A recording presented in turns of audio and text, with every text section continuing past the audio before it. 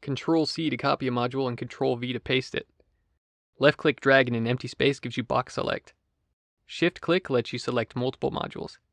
Control A to select everything. And backspace or delete to delete a module. I hear about this one all the time, but Control drag a module should allow you to push adjacent modules, but this shit doesn't work on Linux. Yo, actually, if you go to View and then turn Auto Squeeze off, it works just fine. Sorry, I blamed Linux. Right-click a knob lets you set a specific value by inputting numbers. I use this all the time. Control-click a connected cable to duplicate the cable. Control-D over a module to duplicate the module. Shift-Control-D over a module. Duplicate the module with cables. Shift-click a connected cable to unplug it. Control-D over multiple selected modules, and you'll duplicate all of the modules. Right-click a port to select a cable color. Right-click a module opens up the context menu.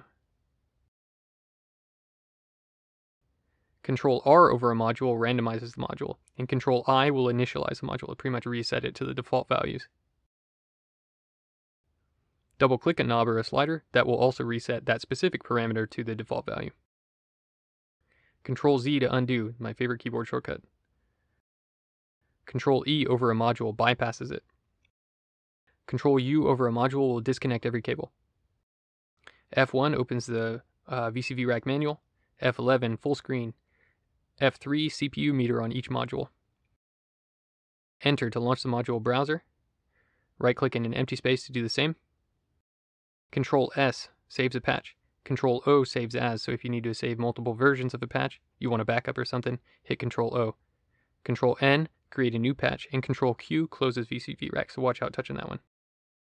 I made a VCV Rack cheat sheet that contains a list of all of these keyboard shortcuts as well as some other helpful information. You can find it on my Ko-fi page for free. There's a link in the description. Okay, bye-bye now.